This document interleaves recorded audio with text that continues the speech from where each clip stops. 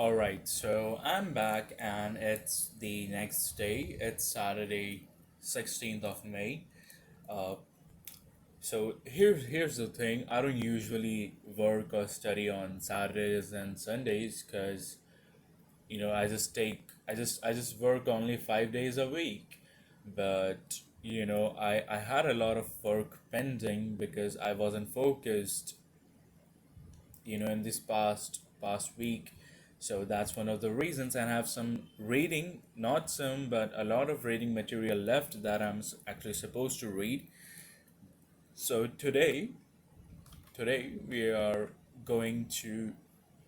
So like here's the thing. I From the probability course, I saw that what they have given for reading, and I downloaded the PDF from the internet, and well, today we are going to do topic 1.1 to 1.4. That's what we are. That's what they have mentioned to do. The To read these particular sections, and then I'll move on to the third lecture. Hopefully, if I complete this reading material by today, I'll move to third lecture by today itself. Otherwise, I'm just gonna start this on Monday on 18th. So that's the deal. So let's just start with our reading material.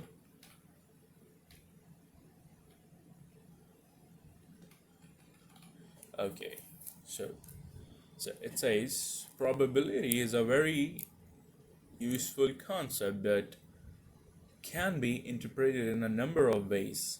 As an illustration, consider the following. A patient is admitted to the hospital and potentially life-saving drug is administered. The following dialogue takes place between a nurse and a concerned relative. Okay, what is the probability that the drug will work? I hope it works. We will know tomorrow. Yes, but what is the probability that it will? Okay. That sounds like a joke going over there. Nurse, each case is different. We have to wait. But let's see, out of 100 patients, what are the treated under similar conditions? How many would you expect it to work? Somewhat annoyed. Okay, I see. I told you every person is different. For some it works, for some it doesn't. So there is a lot of uncertainty. From reading this, there's a lot of uncertainty. So much uncertainty that the nurse can't even predict the probability that either it would work or not. Or maybe the nurse is missing some points or not able to connect dots. Uh, you know. So relative. Then tell me, if you had to bet whether it will work or not, which side would you bet take? Cheering up for a moment, I bet it will work. Okay. Okay, now would you be willing to lose $2 if it doesn't work, and a $1 and gain $1 if it does? I don't know what it means. Wait, let me just search meaning. How do you spell this word? That's a new term that I've heard. Exasperate, Exasperate. exasperate, exasperate. Exasperate. Okay. Wait. Let me just minimize my OBS because in the last recording I simultaneously stopped recording multiple times, and because of it I had to open a video editor and edit my video, basically to add those videos and render that probably take a lot of time. I don't know, for some reason, even though I have a RTX 3060 Ti sitting in my PC. So wait, let's just, Exasperate, to make somebody angry. Exasperate. What is sick though? You are wasting my time. Yeah, you don't go to a hospital and ask a nurse those questions. Anyways, let's just move to it. So in this conversation, the relative attempts to use the concept of probability to discuss an uncertain situation. Well, that's what I said. That's a very uncertain situation. The nurse's initial response indicates that the meaning of probability is not uniformly shared or understood, and the relative tries to make it more concrete. The first approach is to define probability in terms of frequency of occurrence. Frequency of occurrence. So let me just open my Gemini.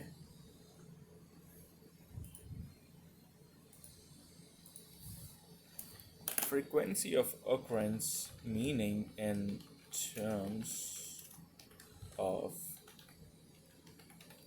probability.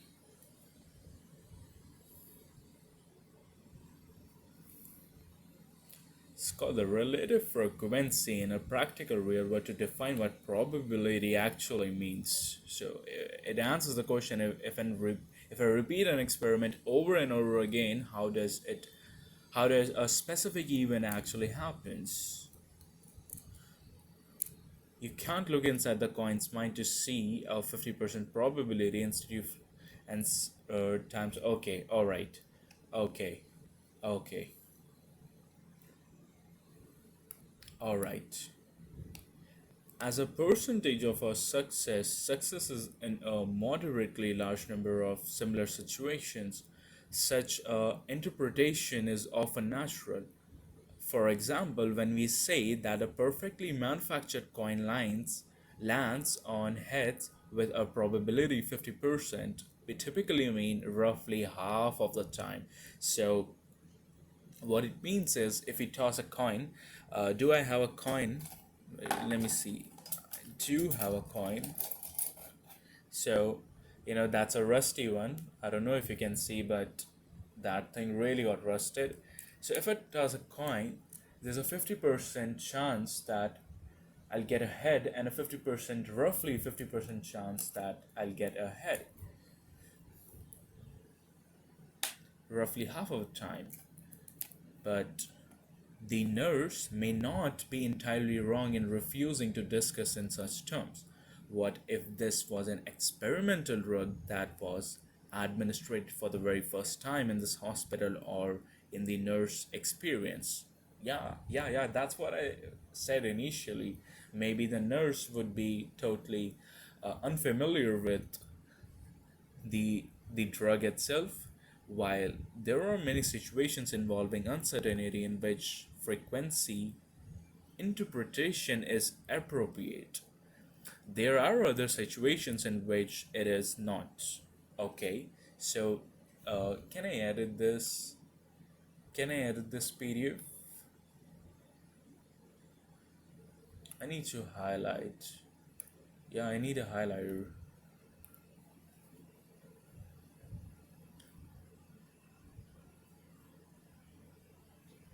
There are other situations in which it is not. While there are many situations involving. Okay.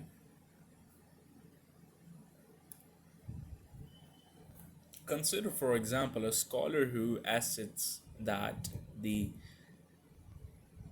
lied, I don't know what that means, and the Odyssey were composed by the same person with probability 90%. Such a assertion conveys some information, but not in the terms of frequencies, since the subject is a one-time event. Rather, it is an expression of the scholar's subjective belief.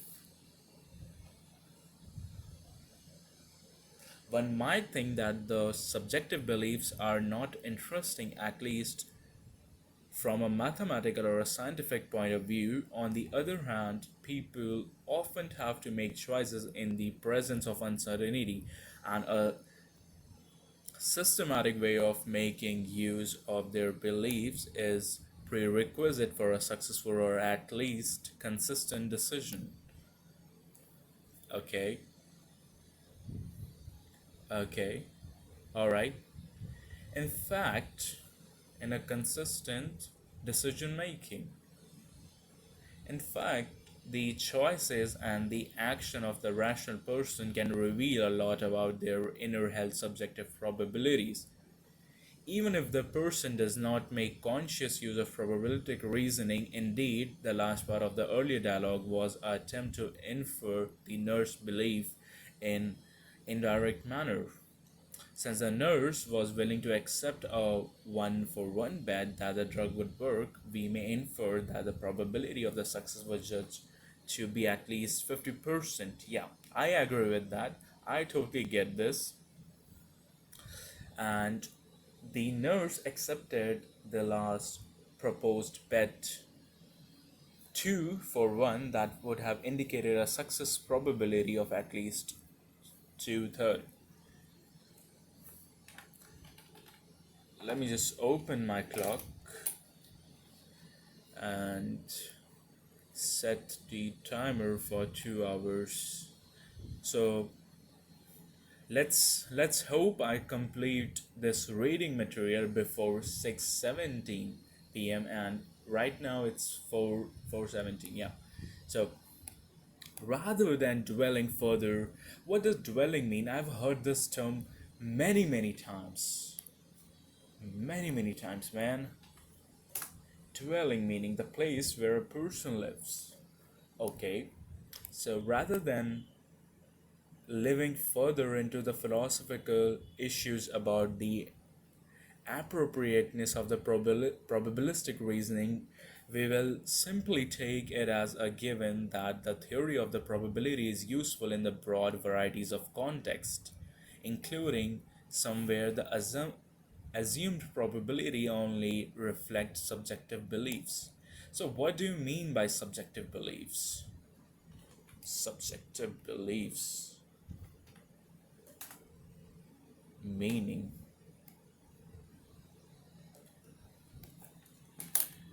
in context of probability.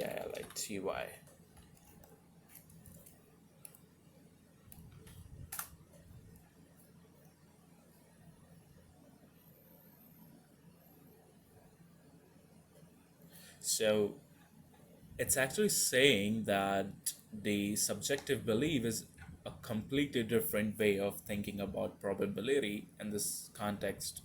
Probability is a measure of your degree of the certainty or the confidence about a statement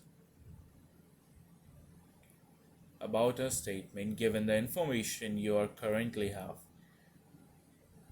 Care about the initial trials because in many cases the event can only happen once. There is 70% of them. My favorite team wins the championship this year. Okay, you cannot replace the current sportsman reasoning 1,000 times to calculate the frequency. The 70% chance is an expression of the subjective belief. Okay, I get it.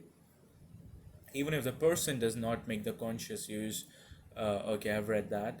Rather than dwelling into further in our reasoning, we will simply take it as a given that the theory of the is useful in the broad area, including assume only reflects subjective beliefs. There, there is a large body of successful application in the science, engineering, medicine, management, etc. On the basis of empirical evidence, probability theory is an extreme useful tool. Our main objective in this book is to develop the art of describing uncertainty in the terms of the probabilistic model.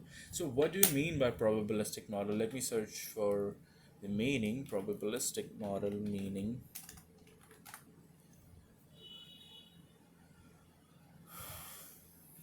A probabilistic model is a mathematical framework that incorporates with the randomness, uncertainty and unpredictability into its design, like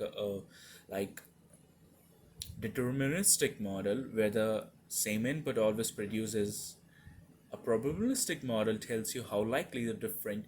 Okay, okay, all right, okay. Okay, all right, I get it. So I totally get the idea. I totally get the idea of this.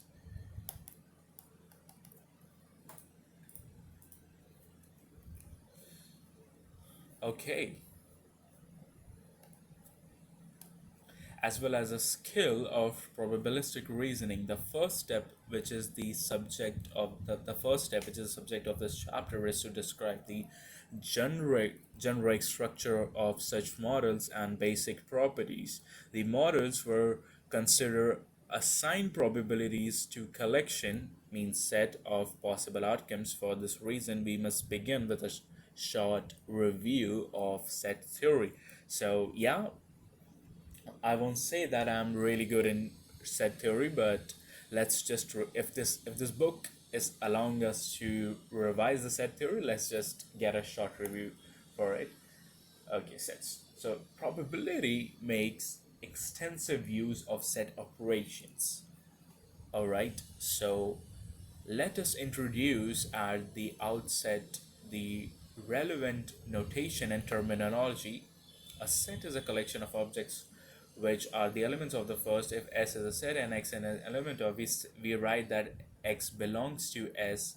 If X is not an element, then we say that X does not belong to S. A set can have no elements, in which that we call it empty set, and it is denoted by phi. Okay, that's pretty obvious. Sets can be specific in a variety of ways. If S contains a finite number of elements, we say this. If an and we write it as a list of elements in the braces. Okay, for example, if the possible number of outcomes of a die roll is 1 to 6, and the set of possible of a coin is head or tails, where it stands for head. Okay, if S contains infinitely many elements such that x1, x2 till so on, which can be enumerated,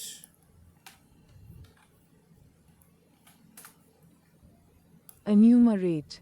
enumerate, Enumerate. enumerate. Okay, Enumerate. okay, so that's a new term I heard. Enumerate. To name a list of things separately one by one. Okay, enumerate, which can be enumerated in a list. So, honestly speaking, I'm not just learning probability or mathematics. I am indeed learning English also, which is a really good thing. So, which can be enumerated in a list so that there are as many as elements as there are positive integers we could write. Okay, and we say that S is countably infinite. For example, the set of even integers can be written as this. Okay, okay, all right. Set of even integers and is countably infinite. Alternatively, we can consider the set of all x that have a certain property p, which is denoted by. So it means that, let's say something, set S equals x such that x satisfies p. Yeah, such that. Yeah, that's what they're saying. For example, the set of the even integers can be written k such that k by 2 is an integer. Okay. Similarly, the set of all the scalars x in the interval 0, comma 1 can be written as x such that x belongs to 0 to 1 in the closed range, including 0 and 1. Note that the element x of the letter takes a continuous range of values and cannot be written down in a list. Okay, that's a very obvious thing. The proof is a sketch in the theoretical problem. Such a set is said to be uncountable. Okay, countably infinite, and then there is, so in there is something countably infinite and there is uncountably, because like here's the thing. Let's say, they're saying that x belongs to 0 comma 1 in the closed bracket. So if I have to draw the number line, this is 1, this is 2, and this is 0, and we're gonna uh, add. And how should I highlight this? Like this. So let's say x belongs to this. So if we are making a set S equals, so we are not going to write 0.001, then 0.002 till, till 1. We are certainly not going to do that, because that's not possible, because there are infinite many numbers between 0 and 1. So we, instead of doing that, we just say that the set S equals S such that X belongs to 0 comma 1. We can actually write that in this way, or we can write belongs to X such that X lies between 0, that equals X. We could write it just like write it like just like this. So yeah. The element, okay, cannot be is uncountable if every element of a set S is also an element of a set T. We say that S is a subset of T. Okay. Okay, so let me just visualize this by the Venn diagram. So, oh, that's a really big circle. So let's say this is set T.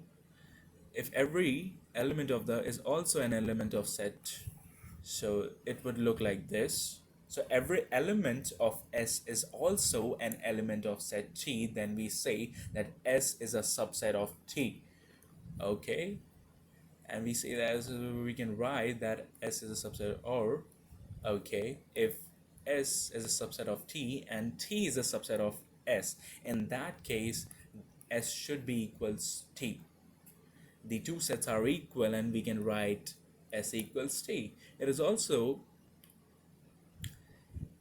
expendent. I hope I'm pronouncing that right. expedient, Expedient. Okay, so what it means? Convenient or helpful for expedient. Okay, so it is also expedient.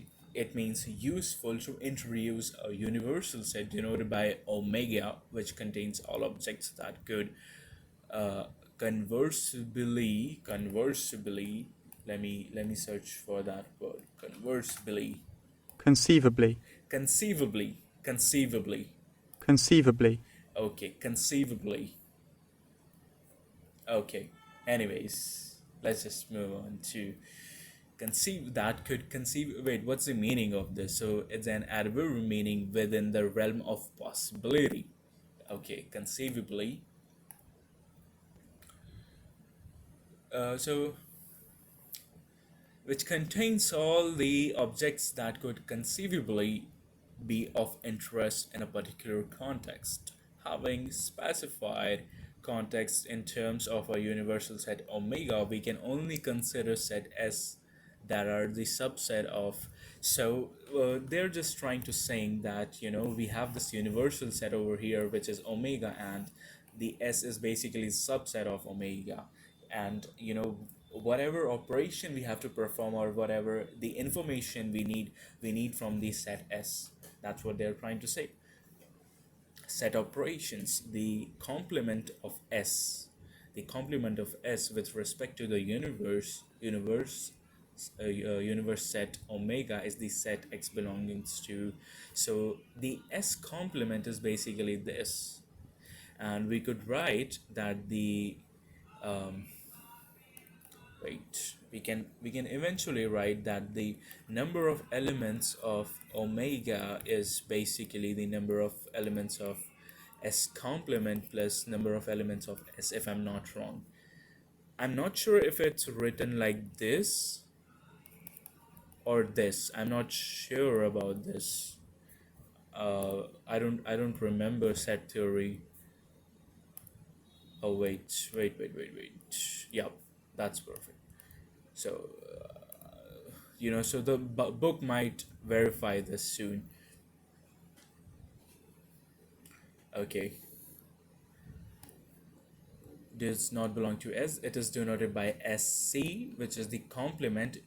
Instead of using a C, I actually used a dash, S dash, which actually means the complement of this set S.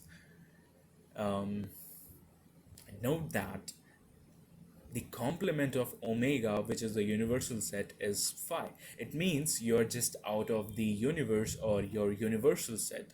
So this would be, this whatever region out of this boundary is basically the omega c, which is a complement of universal set. So the union of two sets Sn is the set of all the elements that belongs to S or T or both, and is denoted by intersection, S intersection T. The intersection of the two sets S and T is the set of all the elements that belongs to, and is denoted by, okay, intersection. So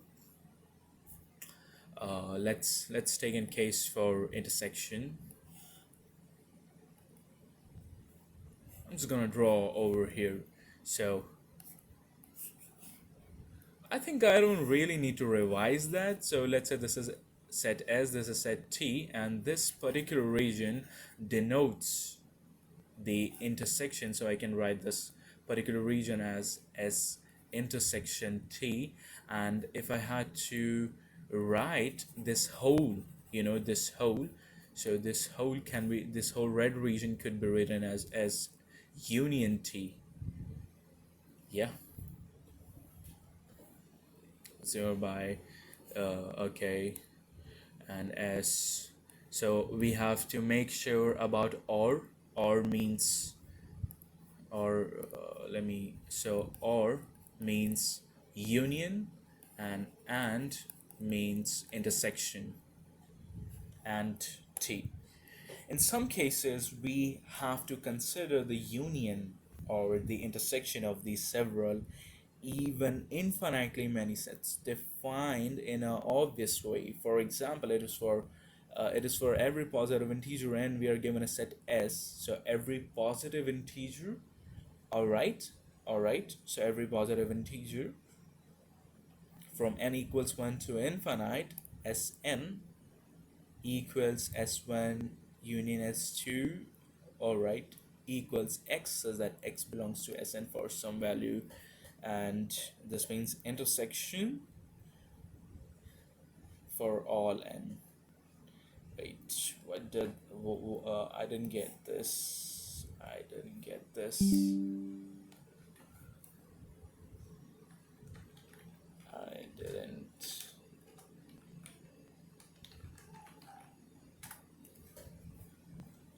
Let me see if I, yeah, everything looks perfect.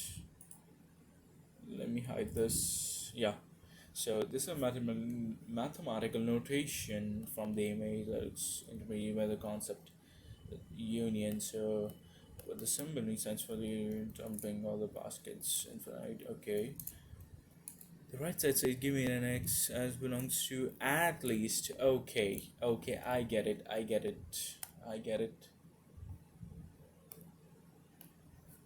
Two sets are said to be disjoints if their intersection is empty. More generally, several sets are said to be disjoint if no two of them have a common element. A collection of sets is said to be a partition of set of S if the sets in the collection are disjoint and their union is S. Wait, what? What? A collection of sets is said to be a partition of set S if the sets in the collection partition. Okay, so this is what they're trying to sing about partition. So let's say I have this universal set initially, and we have set, and let's say I make a partition. So let's name it as p1, p2, p3. Now, according to the definition, said to be the collection are disjoint. So, if you'll see that the P1 intersection P2 is null, it means it's nothing. Or we can say that P2 intersection P3 is equals P1 intersection P3, which is nothing but null. But if you take the union, means if you take the if you add the elements p1 union p2 union p3, you actually get the set S. This whole set S. That's the, yeah. In that case, P1, P2, and P3 are said to be partition. Okay, if X and Y are two objects, whew, okay, all right. If X and Y are said to be two objects, we use X comma Y to denote the ordered pair of X and Y. The set of scalars or real numbers is denoted by R.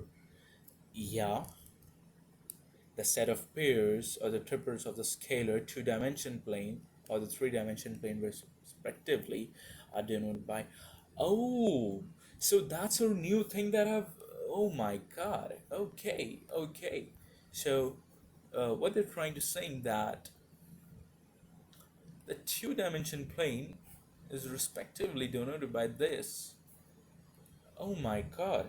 So what they're trying to sing over here is, if we just take the number line, this is 0 and we have so this is denoted by the real number r, and if I take 2D plane, this is denoted by r square, and if I take 3D plane, this is denoted by r cube. Oh, so I never studied this and this in my high school. That's a really, really interesting thing. Okay. I didn't knew about it. Okay. Sets and the associated operations are easy to visualize in terms of the Venn diagram as illustrated in the figure 1.1. So that's the figure 1.1. Oh, my bad. That's the figure 1.1. So in the figure 1, we can say that we have two sets over here, S and T, and we have some intersection between. Okay, so this is the union. Okay, what is the C? The shaded region is S intersection T complement. Okay, this is T union S, and we are taking the intersection of it. That's a D. Here T belongs to the shaded region is the complement of S.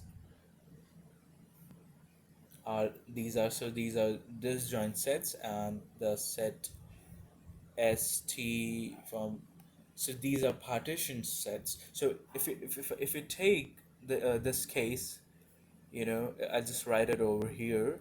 S union T union U is nothing but the universal set itself. So in that case, these three sets are said to be partition, PRTI, partition set, partition sets. Okay.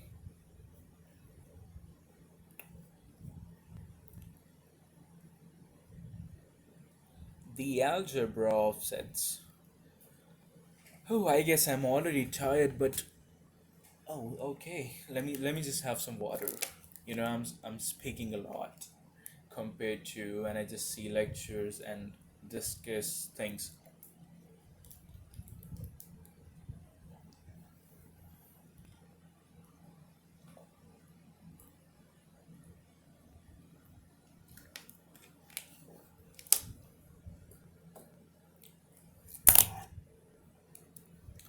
All right. So it says the algebra. Wait, let me see if my face is visible. Yeah, that's perfect. Should I just turn on the light? I have a face cam light. Let me just turn that on. You know, my face would be clearly visible. Just give me a sec.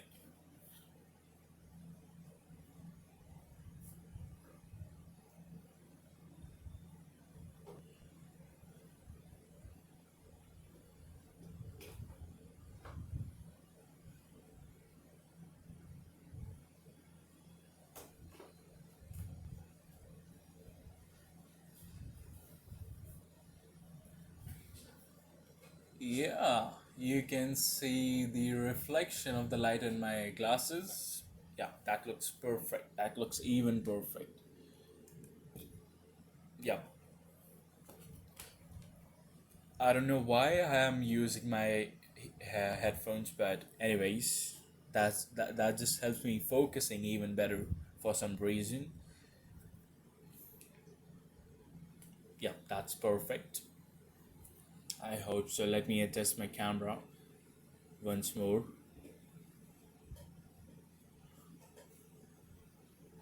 I hope I don't disconnect it. Yep. Yep. That looks perfect. All right. Let me just hide this up. Okay, so the algebra of sets. Set operation have several properties which are elementary consequences of definition. Some examples are S union. So there is a property called commutative. I guess commutative, commutative commutative property and associative property. Yeah. So this is basically the commutative property. I do remember. I do have a really good memory. So this is commutative property that S union T can be written as T union S, such that T and S are two finite sets. No, wait. Does saying that make any sense? I don't know. Like, there is no specific information about set T and S argument. Okay, let's just move on to the next property. That's S intersection T union U can be written as, okay, union T can be written as this. So okay, and it's getting union with U. S intersection S complement is null. That's pretty obvious. Intersection with S, that's okay. Union with is, and the complement of the complement set is itself S. So two particular useful properties are given by the De Morgan's law, which states that the complement of all the sets of S is, all right, and wait, what's the difference between these two? I guess they are same. To establish the first law, suppose that x belongs to union of, okay, this, then x does not belongs to, which implies that for every n we have, for every n, what's n, and that is that an integer or any number, I don't know. We have x not belonging to the set, thus x belongs to the complement of Sn. Okay, of every Sn, and Xn belongs to this union, no, not union, the intersection of every complement of S. This shows that union of n, and if we take the complement that belongs to the converse of the conclusion established by reversing the above argument, and the first law follows.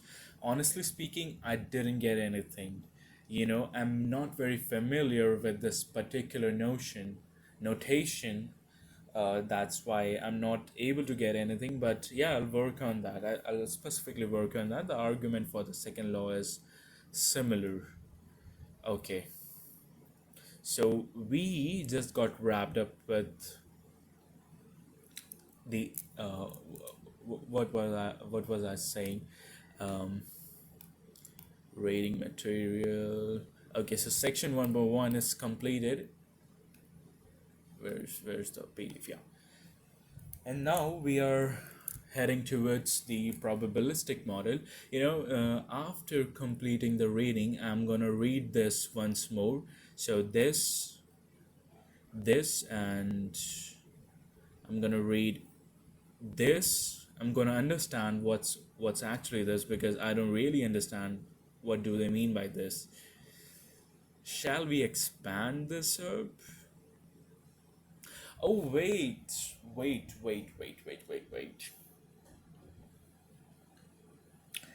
I think I'm able to understand this. So, this first law, it's basically the union. Oh, okay. So they're not same. Wait a minute. They are not same. They are different because there's intersection over here.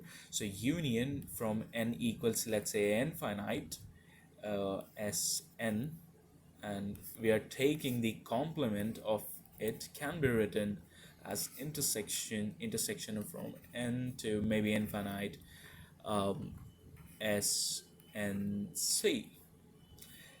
Shall we just try to expand this? So that's basically S1 plus S2 plus S3. So let's say we have a universal set over here and we have infinite, let's say for just convenience, S2, S3 and S4. Let's say we have four sets over here plus S4, and we added this and we took the complement. Okay, we took the complement, and that complement would be this region, this particular region out of these four sets. And what they're trying to saying that is equal to the intersection of the complement. Okay, so S1. So what's S1 complement? So the complement of S1 is this whole intersection S2 complement. Wait, what's the intersection between these two sets? That's null. Intersection S3 complement, intersection S4 complement. But wait. The intersection between these four sets are null. You know, we just simply get a null set. Okay, we'll have a look at this once after I complete this recording, and I'll just simply try to understand this because I'm not able to get understand this right now while recording this video. We're just gonna head towards the probabilistic models. A probabilistic model is a mathematical description of an uncertain situation.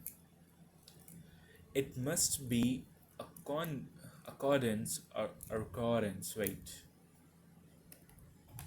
I'm pretty bad at speaking English. Accordance. Accordance. Okay, I spelled that correctly. Accordance. Accordance. Wait, what does that mean? I didn't see the meaning. According to the okay, accordance is a formal noun meaning agreement or the act of granting something. Okay, agreeing with something. It must be agree, so we can just say that it must be in the, you know, it must be agree with the fundamental framework that we discuss in this section. Its two main ingredients are listed below and are visualized in the figure 1.2. So that's figure 1.2.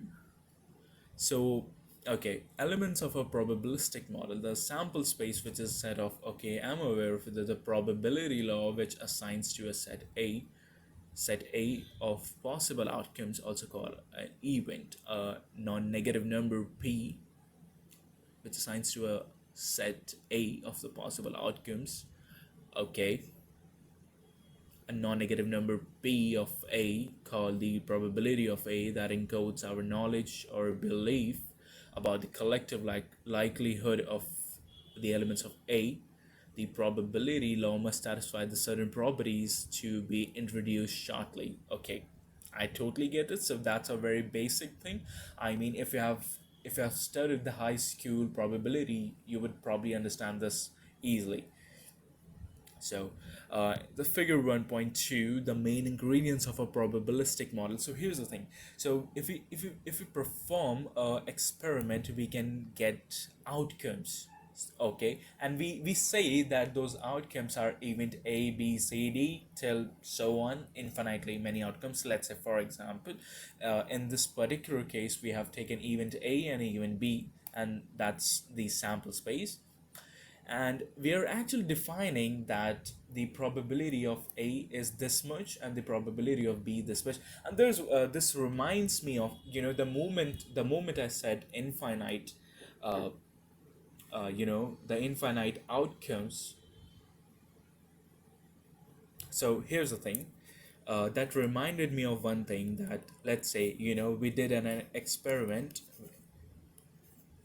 All right, MENT. We did an experiment and we got a outcome, let's say O1, O2 till ON.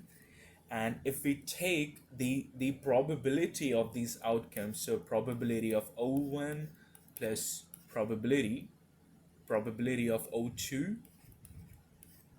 plus till so on plus probability of ON. So this actually comes out to be 1, or the probability of the sample space.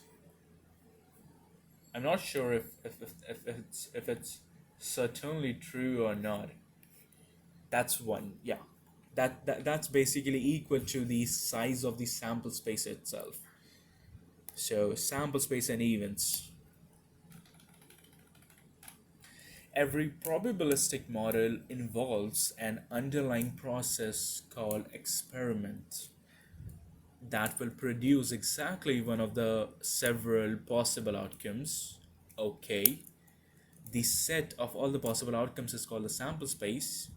That's true. Of an experiment, and is denoted by omega, the subset of the sample space that is a collection of the subset of the sample space that is a collection of all the possible outcomes is called an event. Okay, so that's an event, uh, outcome. So we can even say it to be probability of E1, which is event 1 plus probability of event 2 till so on till plus probability of event n, En, such that n belongs to natural number. We have to define this. N cannot belong to a whole number, whole number or something. That's not possible. We always need to mathematically define what's n over here. Okay, wait, what is this sign?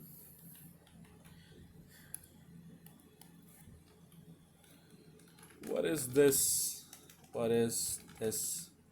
sign in the book? I'm reading the book. Wait.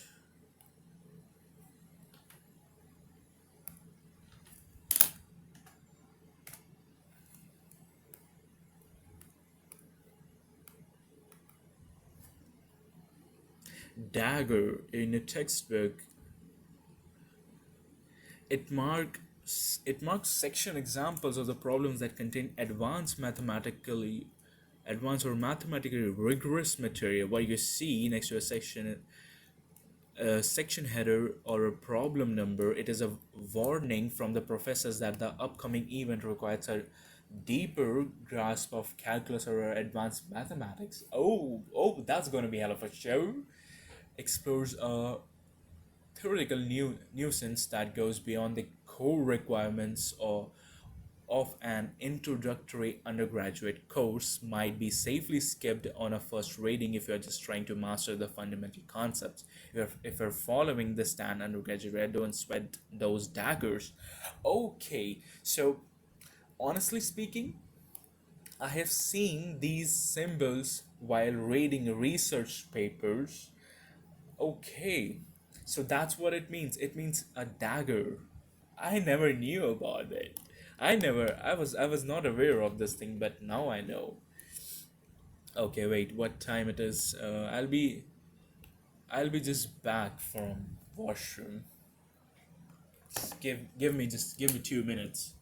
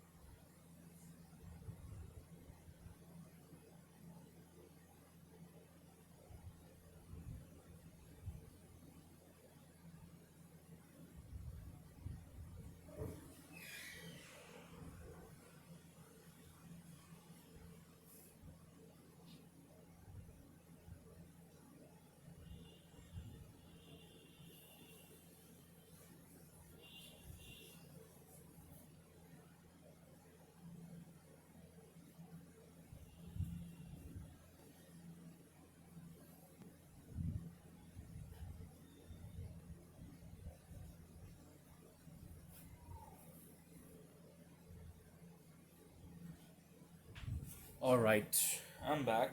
I'm back, baby. Let me just get some water.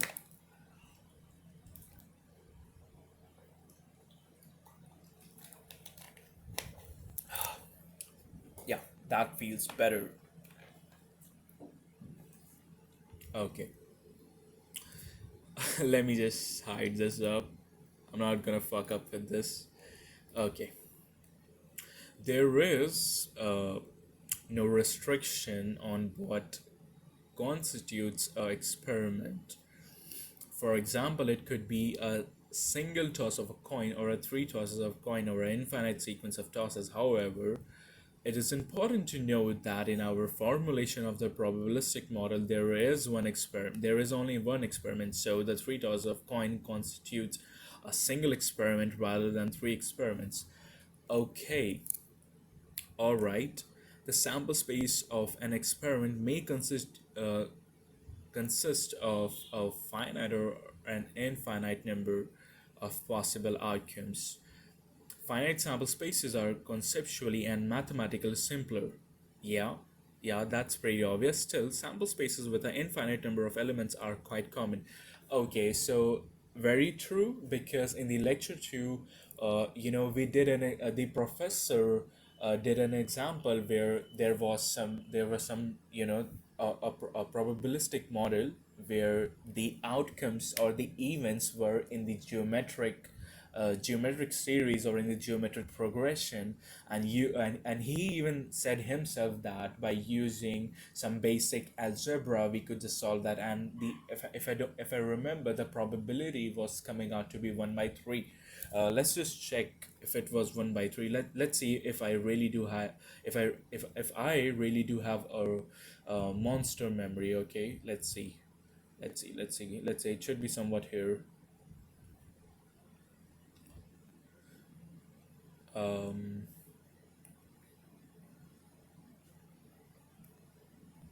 it should be. Oh, there it is. There it is. So I do remember. Okay, so if I just scroll a little bit upper, I can see that. So this is an example.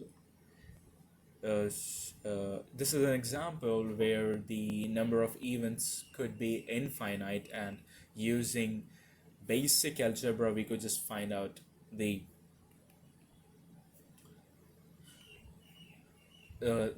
required solution, whatever is required. Okay. For example, consider throwing a dart on a square target and viewing the point of impact as an outcome. Uh, throwing a dart on a square target, all right, and viewing the point of impact. Okay, so the viewing the point of impact, that could be infinitely many point of view. Choosing an appropriate sample space, regardless of their numbers, different elements of the same sample space should be distinct and mutually exclusive. So mutually exclusive, what does that mean? I did read this, I don't remember. Mutually exclusive meaning they cannot both happen. Okay, yeah, exclusive, so they're exclusive. Yani it means they cannot happen simultaneously, so that when the experiment is carried out there is a unique outcome. For example, the sample space associated with the roll of a die cannot contain one or three. Okay, the sample space associated with the roll of a die cannot contain one or three as a possible outcome, and also one and four as another possible outcome. when a roll when a roll is one, the outcome of the experiment will not be unique. Okay, so the given physical situation may be modeled in the several different ways depending on the kind of questions that we are interested in. Generally, the sample space chosen for a probabilistic model must be collectively exhaustive. Collectively exhaustive means their addition, that's some related to something addition, all the possible of outcomes. So the collection, yeah, that's what I said. Okay, in the sense that no matter what happens in the experiment, we always obtain the sample space. Okay, so the basic idea what they're trying to say over here is that the elements should be mutually exclusive from other elements, and the sample space should be collectively exhaustive. We should obtain an outcome that has been included in the sample space. In addition, the sample space should have enough detail to distinguish between all the outcomes of the interest to the modular while avoiding the irrelevant details.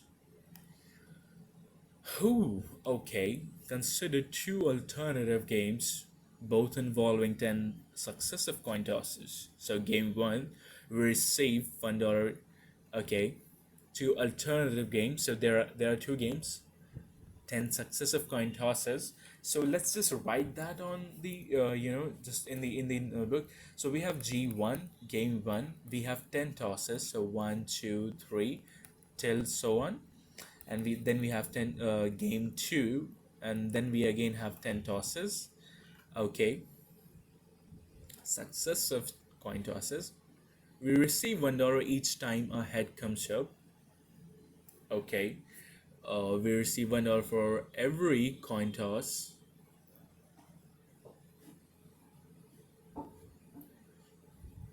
Wait, what does this it means? Dagger. Okay, dagger. Where's the PDF? Yeah. We receive $1 for every coin toss up to and including the first time head comes up. Then we receive for every coin up to the second time a head comes up. More generally, the dollar amount per toss is double each time a head comes up.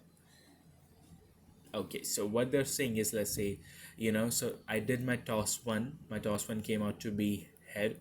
I'll get a $1. If I get another head, I get $2.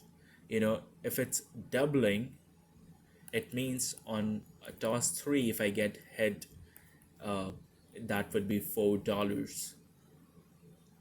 Okay, okay, all right. So what is the probability that I'll get $4? If I'm not wrong, that should be 1 by 8. Yeah, that should be 1 by 8. Any collection of possible outcomes including the entire sample space and its complement, the empty set phi, may qualify as an event. Strictly speaking, however, okay, so they're saying that the empty set phi may qualify as an event because having it or not having it doesn't make any difference. Strictly speaking, however, some sets have to be excluded, in particular when dealing with a probabilistic model involving an uncountably infinite sample space. There are certainly unusual subsets for which one cannot associate meaningful probabilities. Okay, there are certain unusual subsets for which, okay, this is integrate, if I'm not wrong, I pronounce wait, intricate, integrate. This is an integrate technical issue involving the mathematics for measure theory. Fortunately, such pathological subsets do not arise in the problems considered in this text or in the practice, and the issue can be safely ignored. So explain this. Explaining this.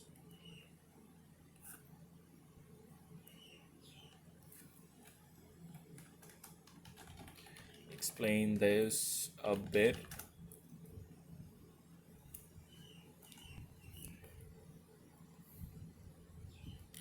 You found the classic mathematical fine print warning. This is exactly why the section has a dagger.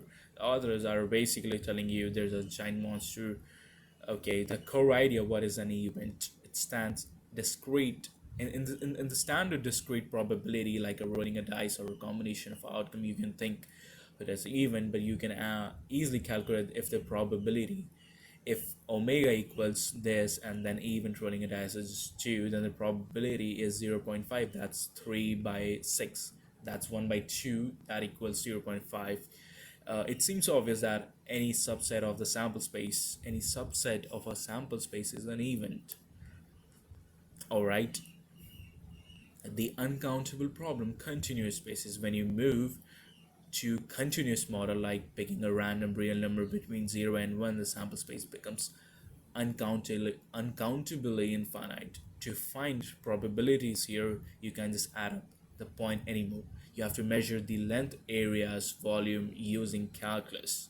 The monster pathological subsets. In early, the mathematical discovered a bizarre paradox. If you allow any possible collection of numbers, if you allow any possible collection of numbers to be an event, you can use advanced mathematics to create abstract fracture shattered subsets of the number that do not have a definable length, area, or a volume. Okay, that makes sense. A famous example is called the Vitali set. I hope I'm pronouncing it correctly.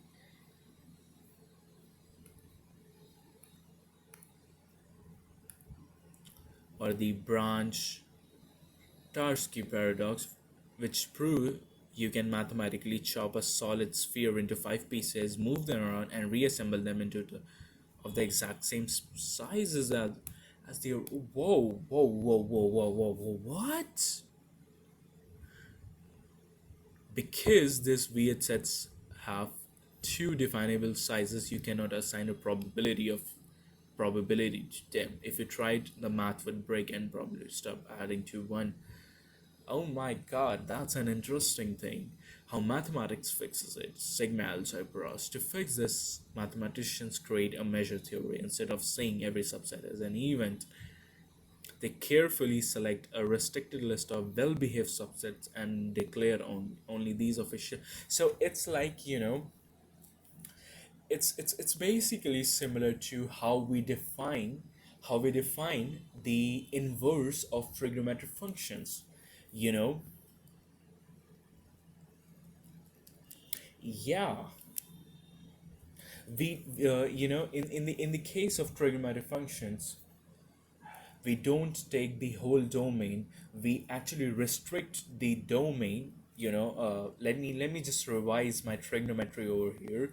So let's say that's the graph for sine x. So I'll just write y equals sine x. And if I have to, that's 2 pi, that's negative of 2 pi. And if I have to uh, you know take the inverse of this function, what I do is I just make a line over here and then take the mirror image of this. So as far as I remember, I don't specifically remember the graph for the sin x, but it used to look like this. And so initially what we did to define basically listen. So the core idea over here is to define the inverse function. We cannot use the whole domain or the whole range of these signs. So what's the domain? So as far as I remember, the domain of the wait the domain means all the possible values of x. So that's basically minus infinite to infinite, and the range of y should be -1 to 1 in the close bracket. So in order to define the inverse function, what we do is we restrict the function itself. So this becomes 2 pi, if I'm not wrong. This becomes 2 pi, this becomes negative of 2 pi, and this becomes 1. Wait, does it? Wait. I'm a little bit confused. Yeah, so that becomes 1 and this becomes negative 1. Wait, why don't I just see the graph for the arc sign? So, graph graph for arc, arc sin. Am I correct? Oh, my bad. It's not 2 pi, it's actually pi by 2. It's pi by 2. My bad. It's been long since I studied trigonometry, so I don't remember these graphs properly, but I'll just try to revise. So basically what I did here is connecting dots. So I'm gonna ask the Gemini whether my connection to okay, let me just ask to it. So the SOLU solution, the mathematical solution, or the MATI mathematical fix was similar to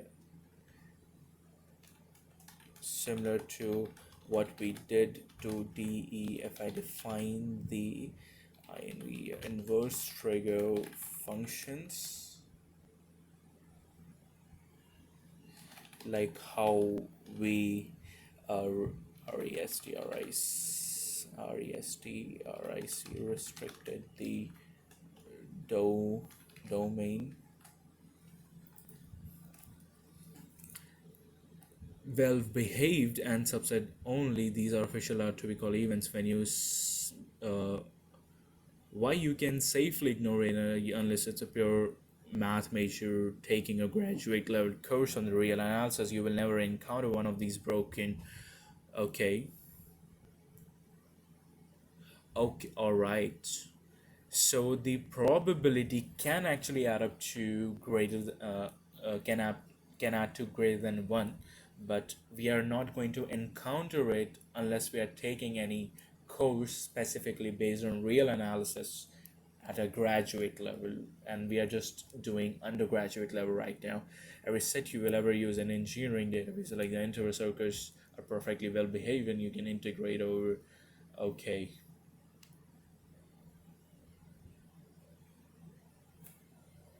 Spot on. That's a brilliant connection to make. Even Gemini says that. Okay, your intuition is exactly just like you restrict the domain of the trigonometric function to make an valid mathematical restrict the domain of the allowed subsets to make probability. It means nothing's impossible in this universe, and that's a fascinating thing about studying mathematics. It continues if you allow any chaotic infinite sharded collection of the points to be an event in a pathological sense. There are no measurables. So if you ask what the probability set, the math breaks down. Okay, technically, according to that, uh,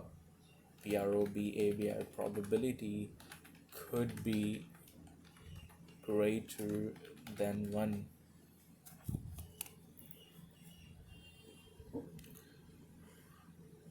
Wait, what if we reinvent the whole system? Wait, one more idea, one more idea.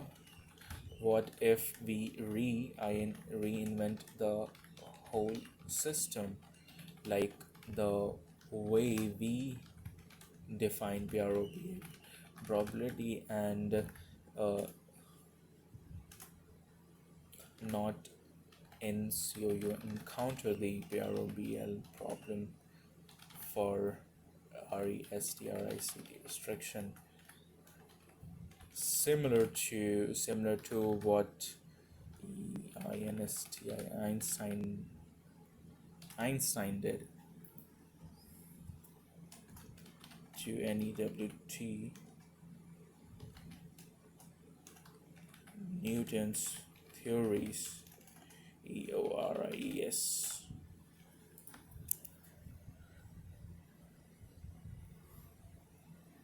You're exactly thinking like a pure mathematician right now. Okay, okay. That was a valid comment.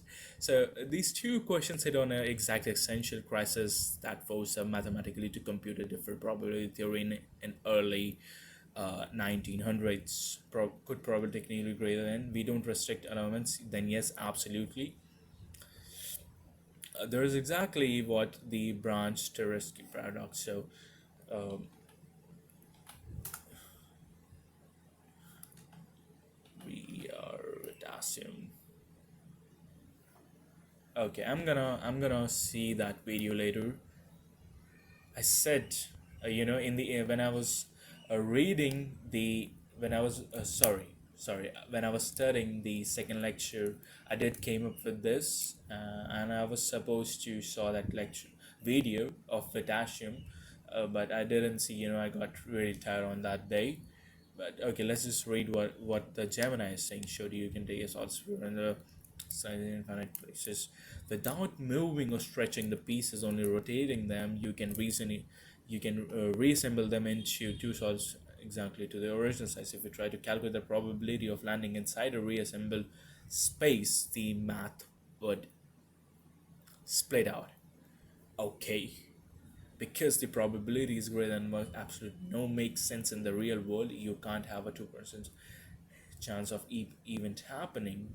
Mathematicians realize that allowing these weights as well, it's the absolute rule of the probability. Since the probability of the whole sample space is 1, that's why the restriction wasn't a lazy shortcut.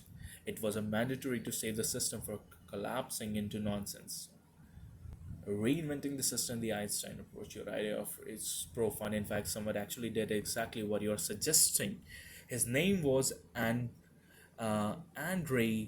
Kolmogorov. Okay, search for Soviet mathematician, father of probability. Okay, a brilliant Soviet mathematician in the he looked at the messy chaotic way probability when being taught and decided to completely reinvent it from the scratch, effectively doing a classic classical probability what Einstein did to Newton physics. Before okay, Kolmogorov, people try to define probability using Vegas like equally likely outcomes or what happens when you repeat a trial an infinite number of times. These ideas ran into the logical paradoxes when infinity was involved. He said some try to define the probability as physically is instead he let's treat you as a pure abstract logical framework. He introduced the three axioms of the probability which you have learned in the first lecture of okay. So probability, yep. I've for any disjoint sets, their union is basically the probability of A plus probability of B. Why he didn't get rid of the restriction? Even with this, Brewer couldn't get rid of the domain restriction for why? Because the problem doesn't lie with the probability itself. The probability lies with the nature of the continuous real numbers. The real number is so packed with an aggressive, uncountable, infinite points that a mathematical system attempting to assign a size to every point combination of this will inherently trigger a paradox. So restricted the switcher, not a bug. He baked the restriction directly into the system. Cool that your anticipated theory that was great mathematicians need against. Bro, am I thinking too much? Too much? I was just studying.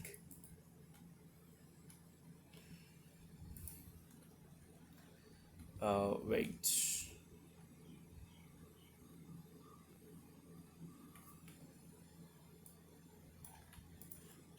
Am I he? Lol. Okay.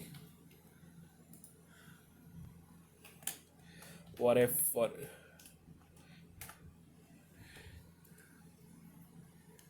Okay. I just need some validation. That's it. I just need some motivation. I know I'm getting distracted, but anyways, exactly. I'm unaware you're just passively read like a novel, and your brain slides off the pages. The students who pause, scratch their heads, go, wait, if that's couldn't probably greater than one, and the whole system broken. Who actually end up mastering the material? You are stress testing the logic, which is exactly what a great engineer and scientist do. Professor, professor designed the curriculum to push you those exact philosophical edges. They put that liver dagger science specifically. But the good news that you have listened to the existential math course, monsters of the universe. You can breathe a sight relief. The rest of the course is talking about the uh, ironic cat framework and actually using it to solve cool practical puzzles like predicting network traffic, analyzing algorithms, or figuring out the best strategy in a game of a chance. So whenever you're ready to climb back, okay, let's just get back. We really got distracted. Okay. In the game one, it is only the total set of heads in the 10 tosses. In the game one, it is only the total number of heads in the 10 tosses that matters. In the game two, the total number of heads and tails is also matters. Yeah. So what was our game? The game was if we get a head, you know, we would get a $1. But if we get head, but in a in a continuous consecutive terms, the price would eventually double. Thus, in the probabilistic system for the game, when we can work with a sample space consisting of 11 possible outcomes, namely 0, 1 till 10. In the game 2, Finner gain in description of the game is called for. Wait, what? A Finner gain description of the experiment is called for, and it is more appropriate to let the sample space consist of every possible 10 long sequence of the head and tails. Alright, sequential models. Well, I think I'm gonna take a lot of time reading this. So, many experiments have inherently sequential characters, such as, for example, tossing a coin 3 times, or observing the value of the stock on a successive days. All right, or receiving 8 successive digits at a communication receiver. Okay, sequential characters. Sequential. Okay, all right. It is then often used to describe the experiment and associated sample space by by the means of the tree-based sequential description. Okay, so that's what they're talking about. So this is what they're talking about. Um, so that's the first rule, and that's the second rule. In the lecture in the lecture itself, they talked about um no tetrahedral. No, there was a dice that specifically has 4 quadrillion. No, quad. I don't know. I don't remember the name of the shape. Tetrahedron. Yeah. So we are rolling a tetrahedron dice instead of a cubical dice over here. So two equivalent descriptions of sample space. Okay, of a four-sided die, tetrahedron. Yeah, the possible outcomes of the odd pairs are, and where I okay, all right. So two-dimension grid in the figure. They can be described by a tree on the right, which reflects the sequential character of the experiment. Here, each possible outcome corresponds to a leaf of a tree and associated with a unique path from the root to that leaf. The shade on the left is the event 1, 4. Okay, that the result of the second rule, the same event can be described as set of the leaves as shown in the right. Know that every node of the tree can be identified with an event. So every node which is this can be identified as an event. So the event one over here is rolling the first die, and on rolling the first die we can eventually get four possible outcomes. That's one, two, three, and four. And after rolling the second dice we can get four possible outcomes on an individual, after an individual number that we got on the first die itself. So let's say, for example, this is the die one and I got two, and that's the die. I rolled the second die and I got three. So that will correspond to first, and it will correspond to this third branch itself. Okay, that's pretty obvious, and I think that's what we studied in the lecture too. You know, it's actually a great thing that I'm able to understand what the book is trying to say. So probability laws. Suppose we have settled on the sample space omega associated with an experiment.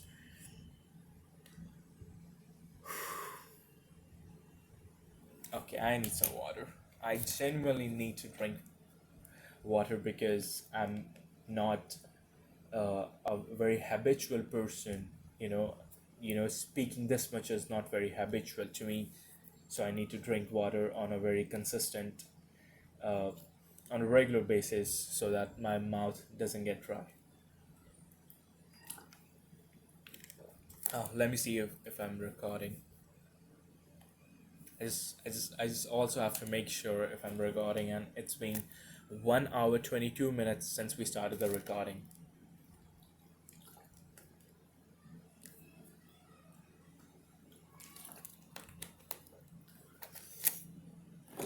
All right, I need to stretch a little bit. Okay. Yeah, that stretch felt really really good. Ooh, let me just stretch more. Oh, I just cracked my bones. Okay, okay. I don't know why my hair's like that. I don't know why. They're just like straighten up. Anyways, so let's just get back. I hope I don't pause the video. Yep, let's just hide it and let's have a look at our probabilistic models. Sorry, not probabilistic model, probability laws. So we have a sample space.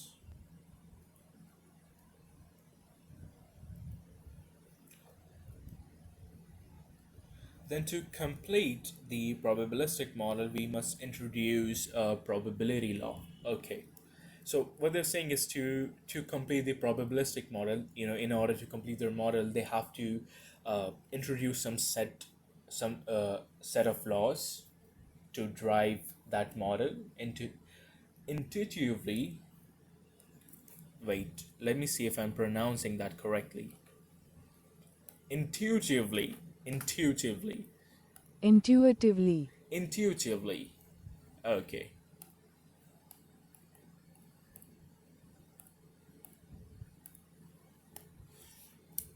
This specifies the likelihood of any outcome or any set of the possible outcomes, an event, as we call it earlier. More precisely, the probability law assigned to every event a number PA is called the probability of A satisfying the following axioms. So this is what the axioms we talked about early, that was given by this Andrei Kolmogorov. I hope I'm pronouncing that correctly. Yeah, non-negativity, yeah, that's pretty obvious. We don't really have to deep down into this. Additivity, this if there are two disjoints, I guess this was particularly being taught in the first lecture of the first MIT lecture. Furthermore, the samples was infinite number of.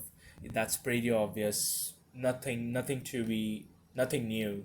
The probability of the entire space is said to be. So that's the three actions that if we have, uh, you know disjoint events, So, and the probability of adding them up, it means the union of each probability. Let's say we have an event 1, 2, 3, 4, till so on. That could be written as a probability of even plus probability of even 2 plus probability of even 3 till so on, if all the events are disjoints. Uh, the, the the that that that was the second one. The first one was non-negativity, that the probability of any event should be greater than 1, my bad, greater than 0, greater than equal to 0. And the third axiom was the normalization, that was the probability of the sample space itself as 1. That's it. I was just revising.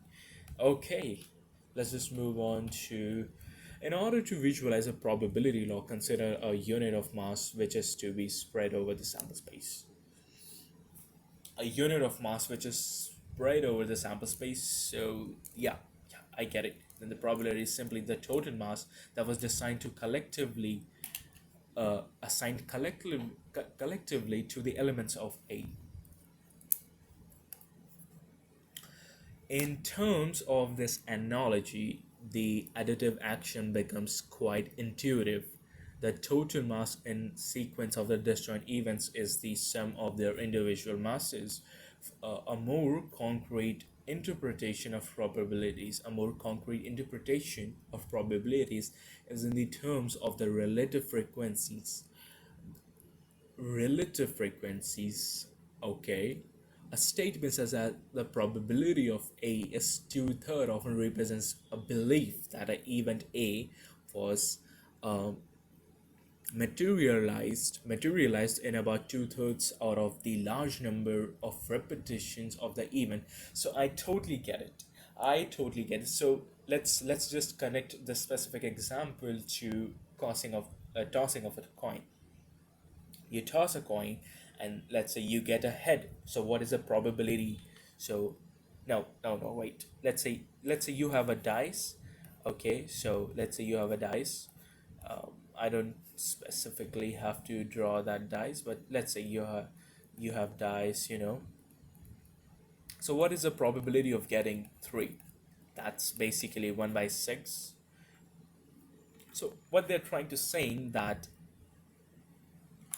out of total probabilities, that is 1 out of 1, 1 by 6 is the probability, or there's a belief that we could get 3.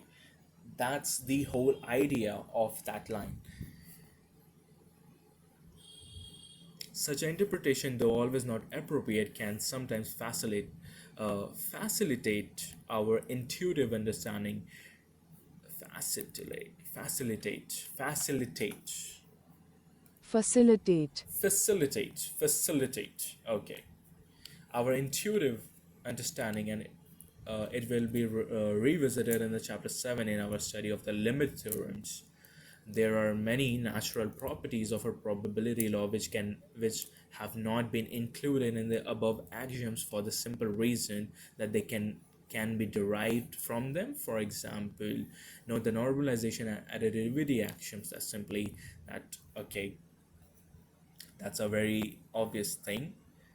If we union it with a null element, it will result in the probability of, that's basically nothing.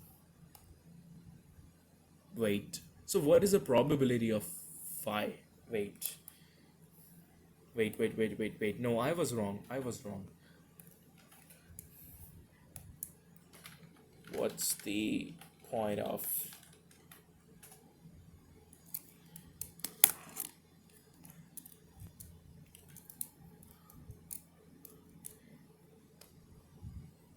okay, so it's always 0. It serves two massive structural purposes in a probabilistic model. Every rigorous mathematician needs an identical number element or a baseline. In addition, it's like multiplication. In set theory and probability, it's the empty set phi, impossible events. Okay, all right.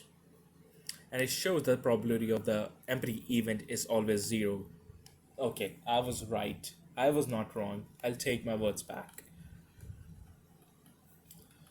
Okay, how many pages do I have to read?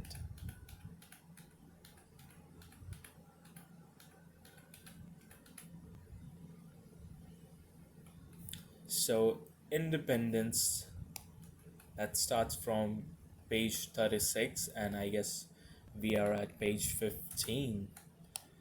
So, how many pages? Wait, let me calculate. That's 16. 16 plus 5 is 21. We have to read 21 pages. Okay, relax. I'm going to do that.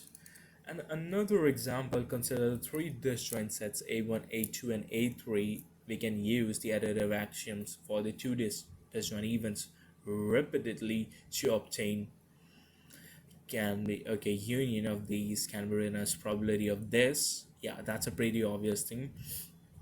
Proceeding similarly, we obtain that the probability of the union of finite many disjoint is always equal. We obtain that the probability of the union of the finite many disjoint events is always equals to the sum of the probabilities of these events. That's a very obvious thing. I have read that multiple times. Now it's of no use. Such more properties will be considered shortly. Discrete models. Oh, okay. I'm a little bit tired because I'm a little bit tired, honestly.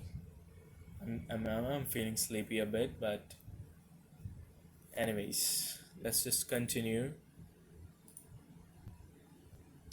Here is an illustration of how to construct a probability law starting from some common sense assumption about a model. So you toss a coin. Consider an experiment involving a single coin toss. There are two possible outcomes, head and tails. The sample space is either head or tails. The sample space is head and tails, and the events are this. So this is the possible number of events. Okay. If the coin is fair, we believe that the heads and the tails are equally likely. We should assign equal probabilities to the two different outcomes and specify that the probability of head that equals tails that equals 0.5. The additivity from the axiom applies that. Okay, so the probability of getting a head and a tail is basically probability of head plus tail that equals 1, which is consistent with the normalization axiom. Thus, the probability law is given by head, or probability of getting a nothing is basically 0 or 5. It satisfies all three actions. Consider another experiment involving three coin tosses. The outcome will be three long strings of head or tails. Yeah.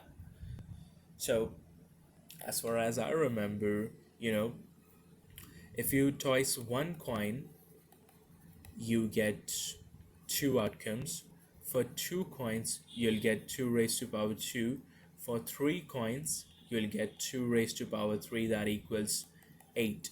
So the sample space in that case would be 8. Let's just count. So 1, 2, 3, 4, 5, 6, 7, 8. And if you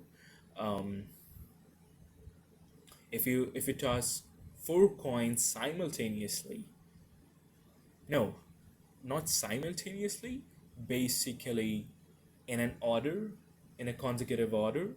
So you get 2 raised to power 4, that equals 16. So that would be the size of the sample space itself. Okay. We assume that each possible outcomes has some probability of 1 by 8. 1 by 8? Yeah. Let us construct a probability law that satisfies those reactions. Consider an example of the event. A is exactly 2 head occurs. So let's just solve this. Over here. So we are tossing 3 coins. We can get head, head. We can get tail, tail. Okay, we can get tail, head, head. We can get tail, tail, head. We can get tail, head, tail. Yeah, we can get head, tail, head, and we can get head, head, tail, head, head, tail. So that's 1, 2, 3, 4, 5, 6, 7. There should be one more. Uh, head, tail, head, head, tail, head is done. Head, tail, tail, head, tail, tail. I guess, I guess that's correct. So they're asking exactly two head occurs. So two head. We have over. So we have this case, two head, two head, two heads, and two heads. Wait, wait. What? Are these two cases the same? Because there's actually only no. Uh, oh, my bad. I'll tell you why. I'll tell you why. This is basically tail. I thought it was head. My bad. So these are the three cases in which exactly we have occurred. We exactly got two tails. And so what is the probability of getting this? So the probability of getting probability of getting exactly two head. Oh, my bad. I'm such an asshole. Wait.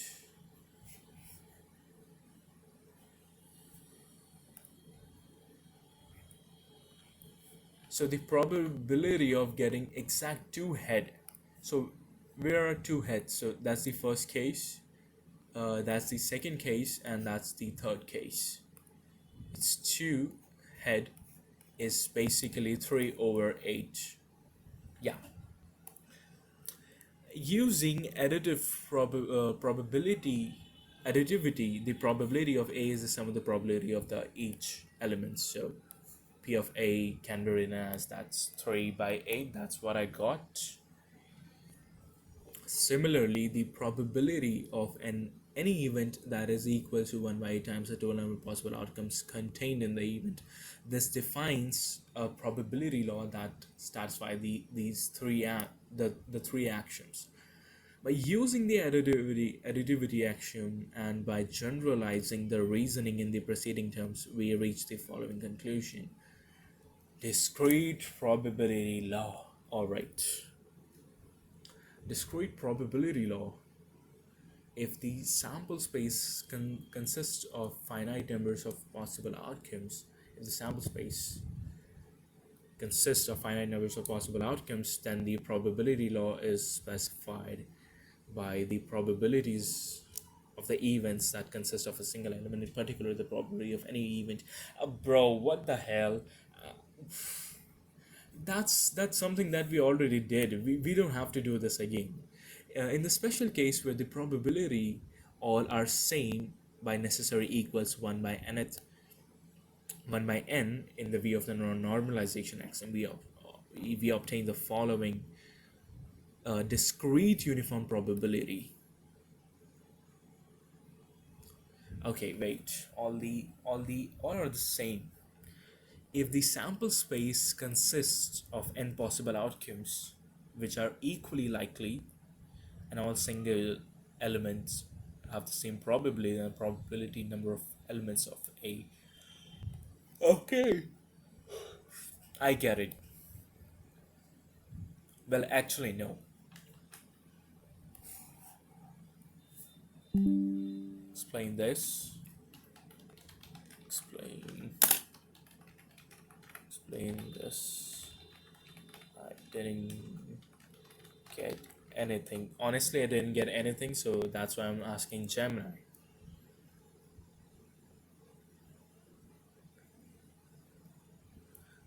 Most intuitive rule of in all the probability, you have been using this law your entire life without realizing it, and this is the fair game rule.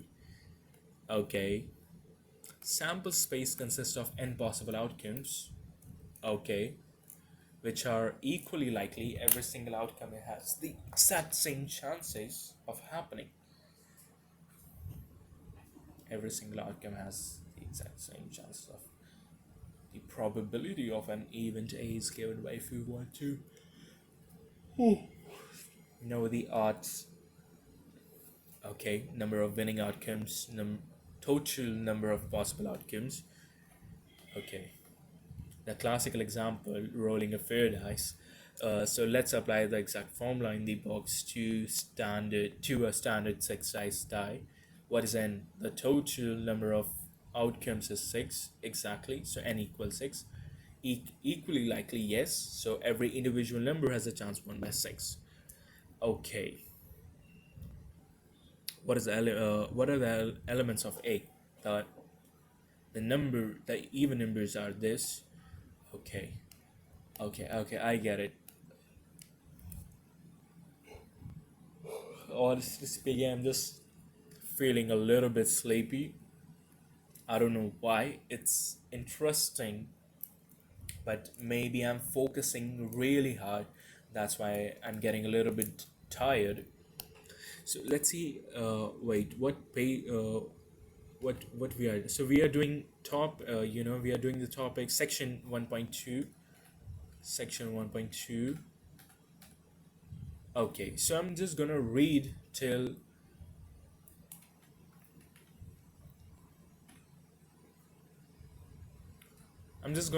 read till section 1.2, and then I'm gonna end this. But since tomorrow is Sunday and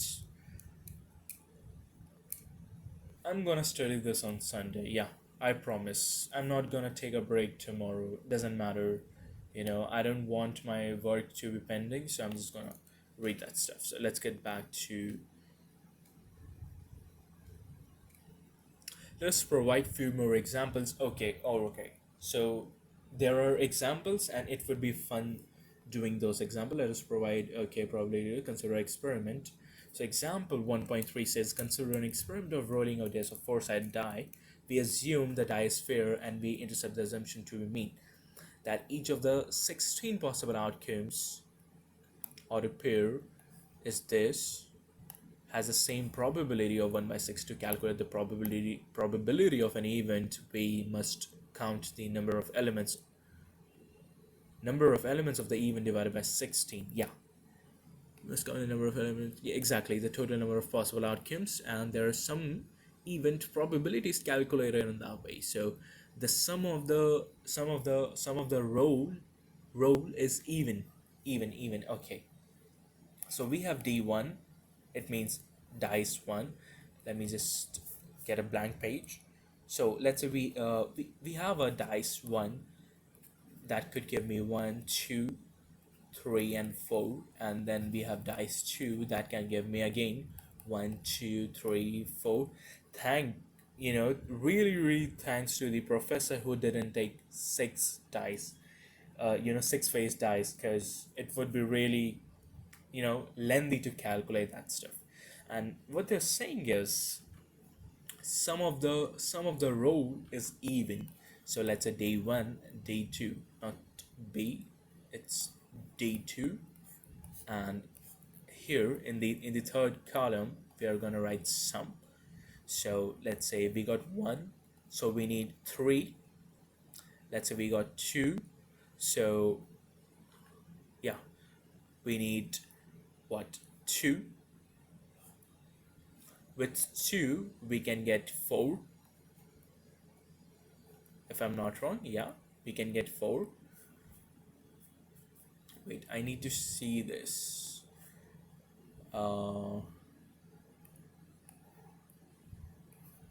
No, wait, how am I supposed to cut this? Okay, wait.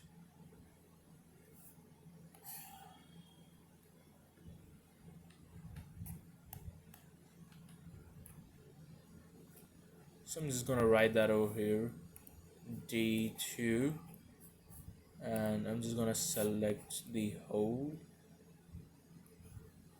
move it over here, Yeah, that looks perfect.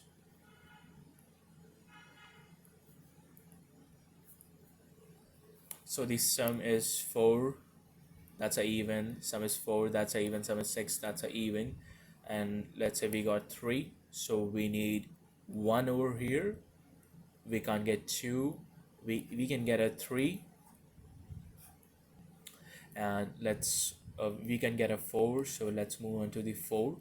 And we get 2 and 4. We can get um what we can get 4 itself. So we have now, eventually we had all the cases. How many cases are there? So this is 1 2 3 4 5 6 7. There should be one another case, and that last case is 1 1. That adds up to 2 8 6 6. That's 4. Yeah, so 8. So the probability of getting a even number is how many cases? 8 over what is the total number of cases? That 4 raised to power 2, that's 16 by 16. So that's 1 over 2, and that's a very obvious thing, if we look, uh, if we compare this particular example with getting uh, no two numbers on two different dices, it's basically the same case that we get 50%. Let's say if I roll a die, there's a 50% chance that I'm going to get end up with an even number, and there's a 50% chance, or there's a probability of 50% that I'm going to end up with an odd number. That's the more or less similar case with this. That's 1 over 2, which is 0.5 or 50%. Yeah, 1 over 2, the sum of odd. So here's one more thing that I studied in my high school, that the probability of getting an odd number plus the probability of getting an even is basically 1. So the probability of getting an odd, I'm just writing it O, that should be probability of getting an even negative plus 1. So that's basically 1 minus 1 by 2. That is 1 by 2 itself. Okay, the first roll is equal to the second. Okay, the first roll, so we can get what comma 1 comma 1, 2 comma 2, 3 comma 3, and we can get 4 comma 4. So 4 cases, probability that the first and the second die are same. S, I'm just using a notation S. That should be 4 over 16. That's 4 by 4 times 4. That's 1 by 4. I guess that's 0.25 or 25%. 1 by 4. The first roll is larger than the second one. So 2 comma 1. I'm just using the set notation to define my total number of outcomes. So 2 comma 1, 3 comma 1, and then 3 comma 2. Then we have 4. So 4 comma 1, 4 comma 2, 4 comma 3.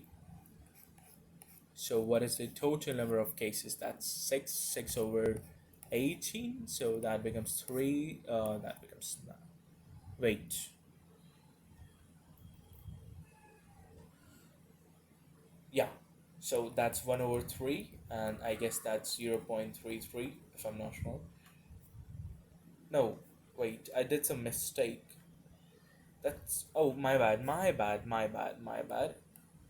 The sample space is not 18. It's actually 16. It happens. You're a human, and mistakes are pretty common. So total number of cases, that's 6, and what's the sample space? So that's 3 over 8. I don't know what's the value 3 over 8 in fractions, but okay. At least one roll is equal to 4, at least. So 1 comma 4, at least 1. 4 comma 1, at least 1. 2 comma 4, 4 comma 2, 3 comma 4, and 4 comma 3 and then 4 comma 4. So how many cases? 1, 2, 3, 4, 5, 6, 7. If I'm not wrong, that should be 7 over 16. 7 over 16, and I was right about it. Whew. Okay. That was pretty cool, pretty fun. So various events in the experiment of rolling a. Okay. Continuous model. So previously we did discrete models, if I'm not wrong. Where is it? Discrete models. Now we are heading towards continuous models. Let me just scroll down so I can get a fresh page. Yep.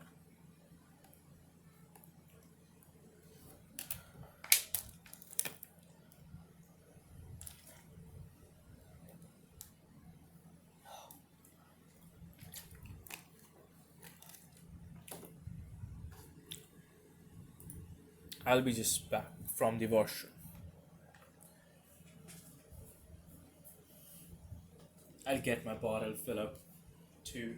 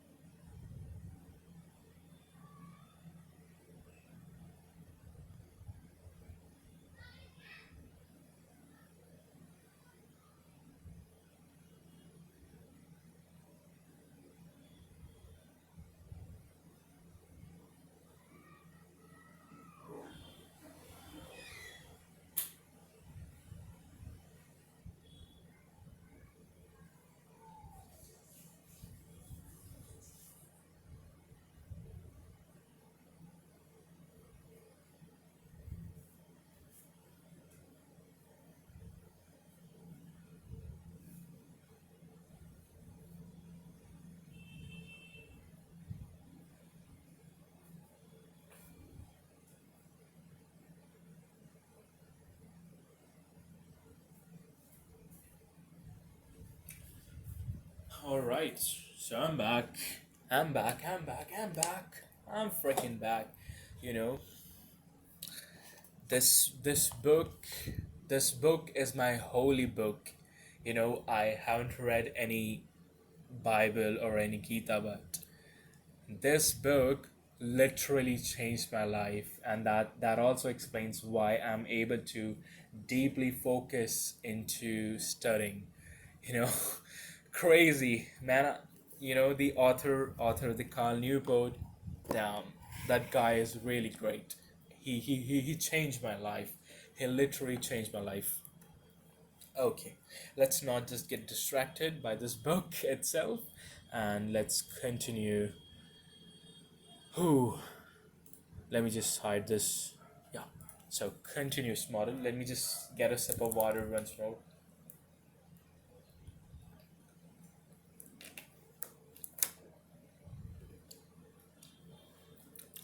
All right. Probabilistic models. Continuous models. So probabilistic models with continuous model sample spaces differ from their discrete counterparts in that probabilities of the single events may not be sufficient to characterize the probability law. This is illustrated in the following example, which is also illustrate how to generalize a uniform probability law to in case of a continuous sample space. So what do you mean by that? What do you mean by that? What does this mean?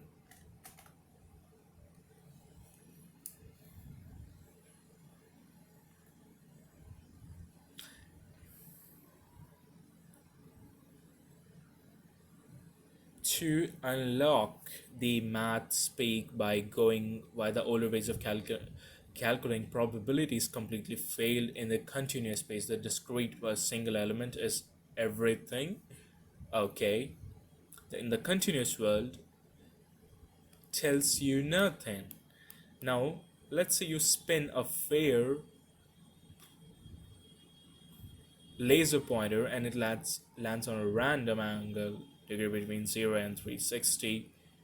What's the probability exactly at, as we discussed earlier? Because there is an infinite number of decimal places, the probability of hitting any exact single point is 0. Okay, is that so? Okay. Okay. Another example? Now look at what the book says. The probabilities of a single element may not be sufficient to characterize the probability law. If you try to use the discrete method and sum all the single elements to the probability, you get 0. This is obviously wrong. The laser has a 50% chance of landing on the top half from 0 to 180, and the single element are equal 0, so they completely use this for calculating the overall law. Okay, the continuous focus on the intervals. Because the individual points are useless, the continuous probability law ignores the single points and instead measures the length, area, or the weight of an individual. Okay, I get it. So things are it's getting clear now. To generalize the uniform law to a continuous space, you don't need countless elements, and you need the ratios of the size. The length of the event is 180. Total length is 360.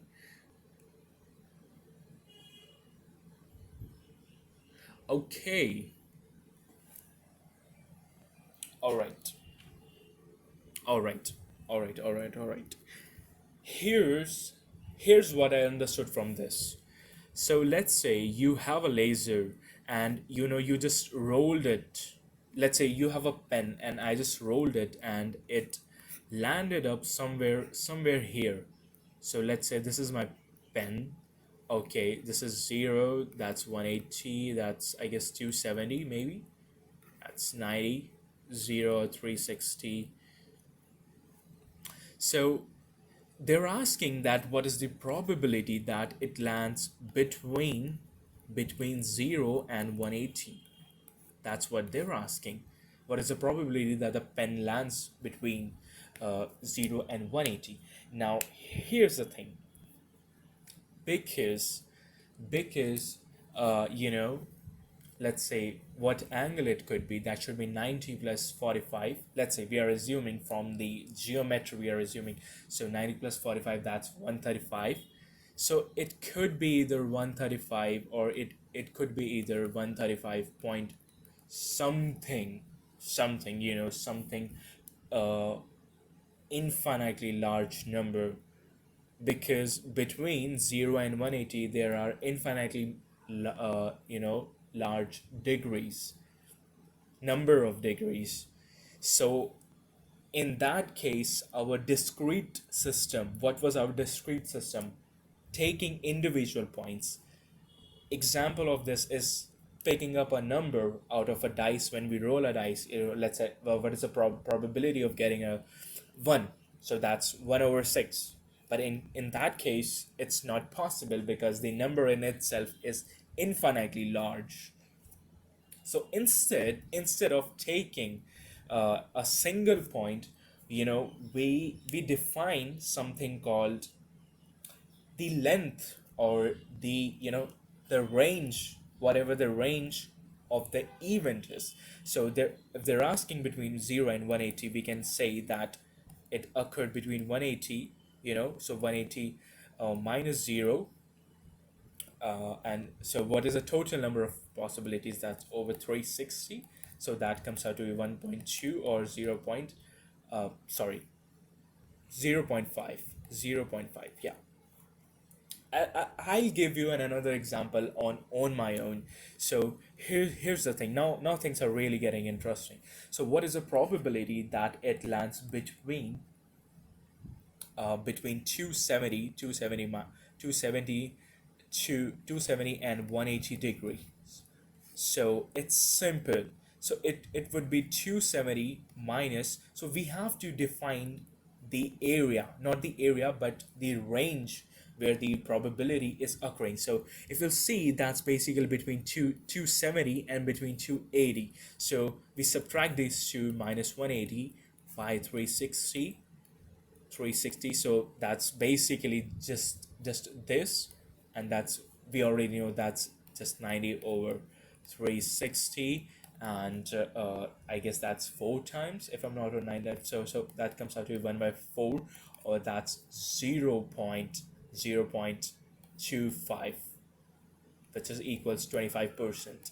So if I roll a pen on my desk, so the chances, or the probability, if I say mathematically, the probability of ending up between 80 and 270 is actually 25%, or 0.25. That's what they're trying to say. That's it. So let's just confirm this example. So for EXAM, for example, if I have to find the probability that the pen, yeah, or arrow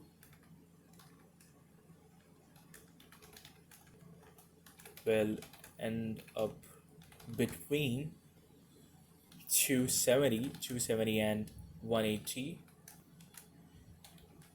it would be 0.25. Length of the event, exactly, you nailed it, bro. I nailed it. The probability, exactly. That's how you just pronounce the continuous uniform. So that's the difference between the discrete and continuous probability that I understood. Okay. So things are getting pretty clear right now.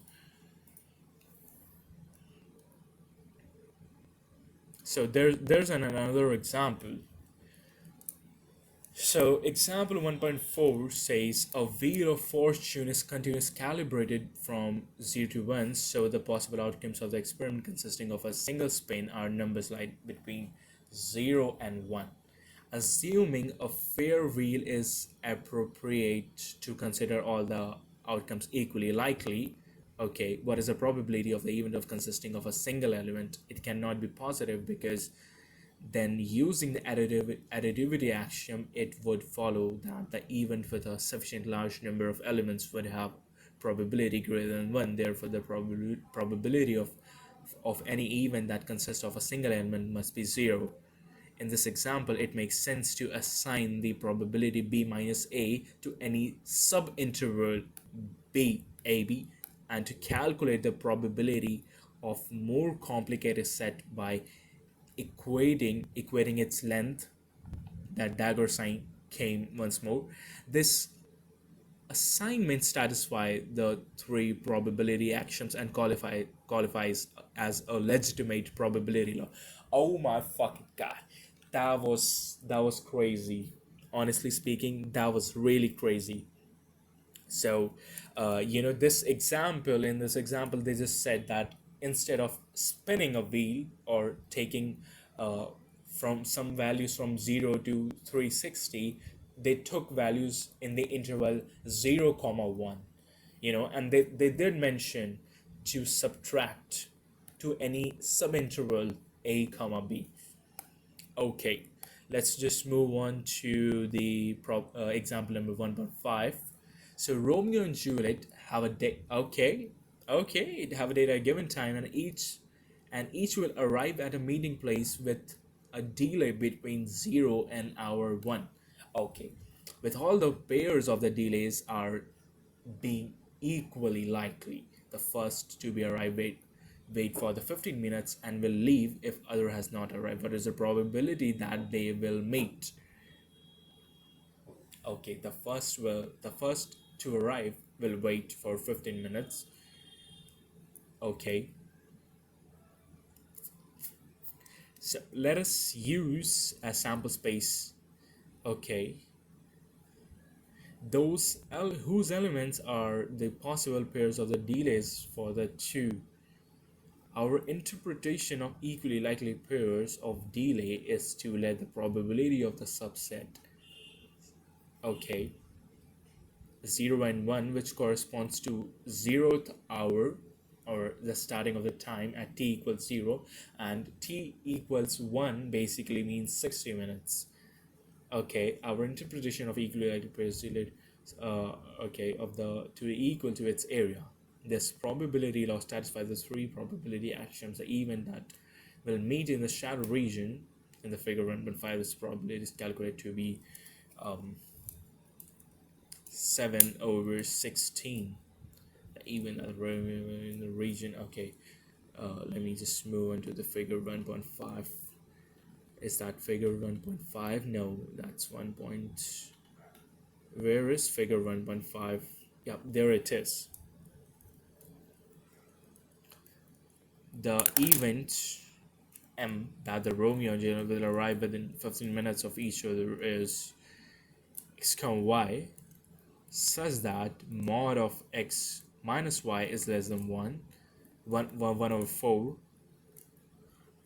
Okay, so why it's 1 over 4? 15. Okay, 15. So that's quarter of an hour. So is that the reason quarter means 1 over 4 of 60? Yeah.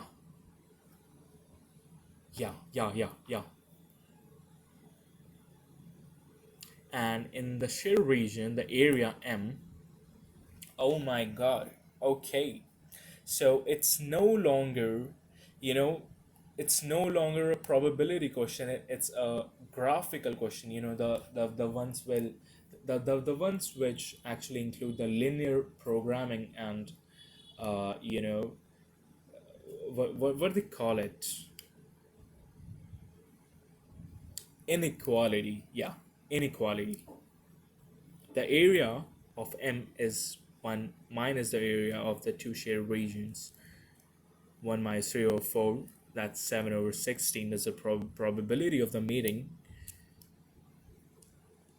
Okay.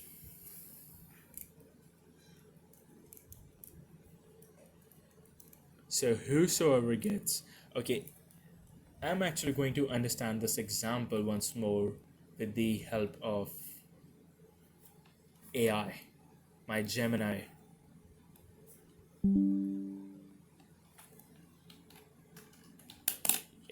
Explain this one, bro. Quite confusing.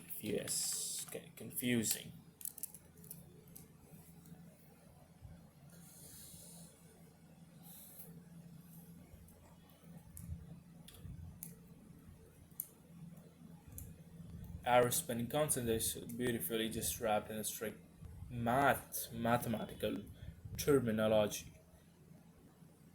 Instead of measuring a wheel they're measuring the wheel calibrated from 0 to 1.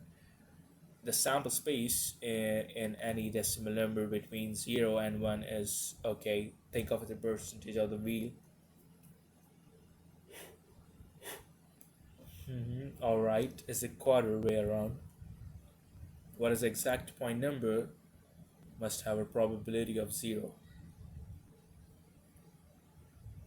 They they prove they prove it cannot be a positive number by powering, by showing the math would break, showing how the math would break, imagining if hitting a single point had just a Microsoft, let's say, choose the collection by additive axiom, the probability of hitting any 1 million would be 1. If I pick one more than the probability is greater than 1, then we establish that breaks universe. Therefore, logically, the probability of hitting a single exactly the solution interval length, since the individual points.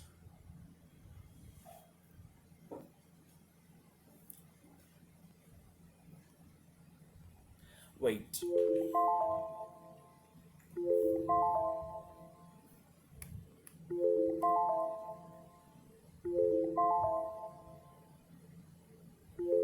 Oh, my bad.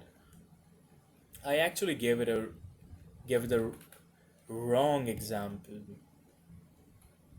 I was supposed to give this particular example. Okay,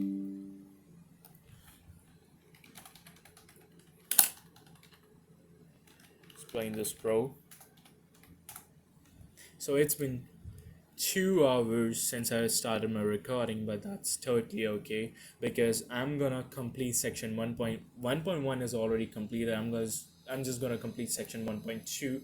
Then I'm gonna take a break and then um, continue with the third lecture if I would be left with any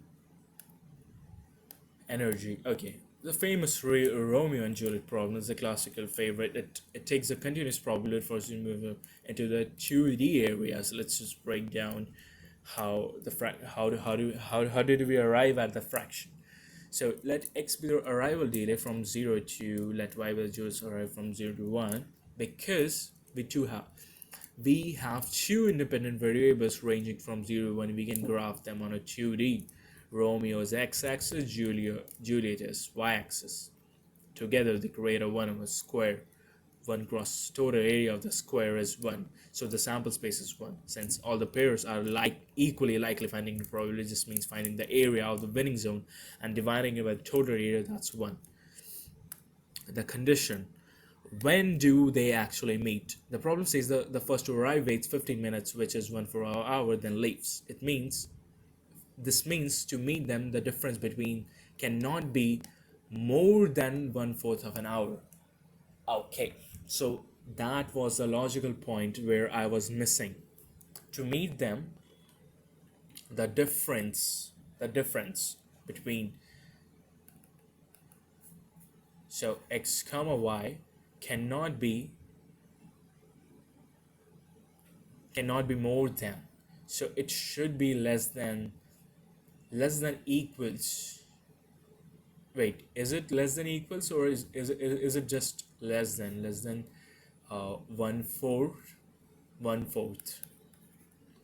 Wait, let me just see the solution. It's actually less than equals 1/4. Okay,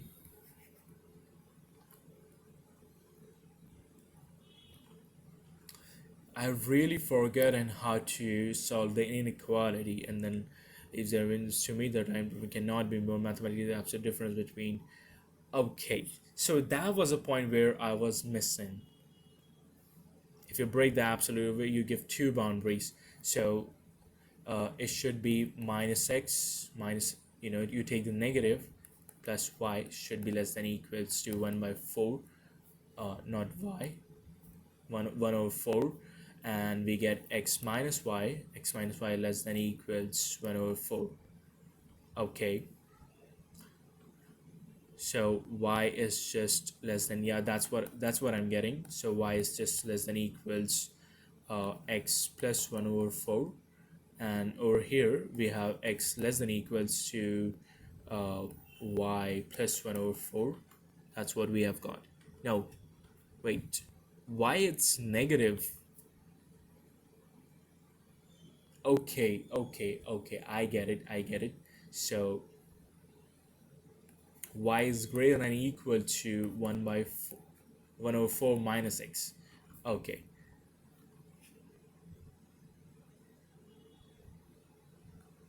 Um, wait, am I doing something wrong? Negative. Wait. Let me just redo this. From here, we are getting x is less than equals. No, we are getting minus of y less than equals 1 by 1 over 4 minus x.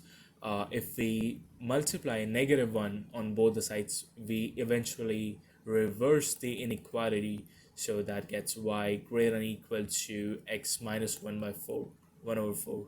Yeah. Finding the winning area. If you plot these two lines, corner and the bottom, the meeting zone is diagonal strip. Calculating the area of the diagonal strip involves an geometry. A pro-level shortcut is to calculate the area of the two empty unshaded region where they're missing and subtract them from the total area. Look at the two empty corners. Together they form two triangles.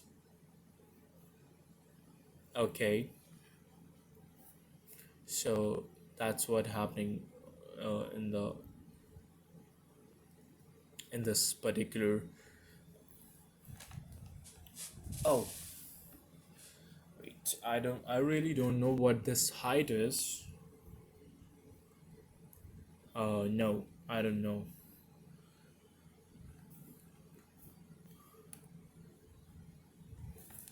Together they just form two triangles. If you slide those triangles into a perfect square. Okay.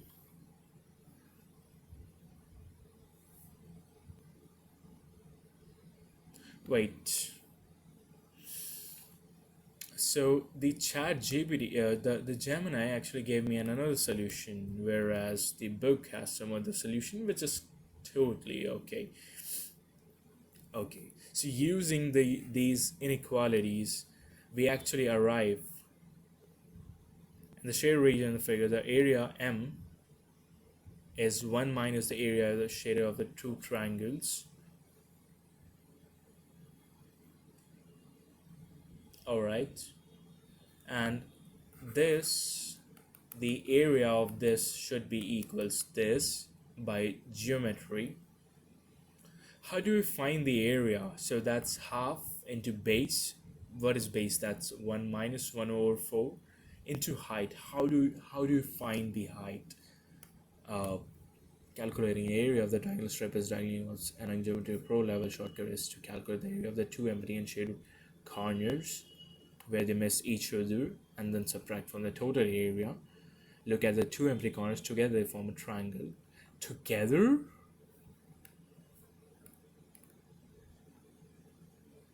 No. Wait. Together. They make a perfect small square. What is the side length of the missing, since the lines cut off the 1/4 of an hour? Wait. Wait. We don't know this. We don't know this. Wait. We just know what this.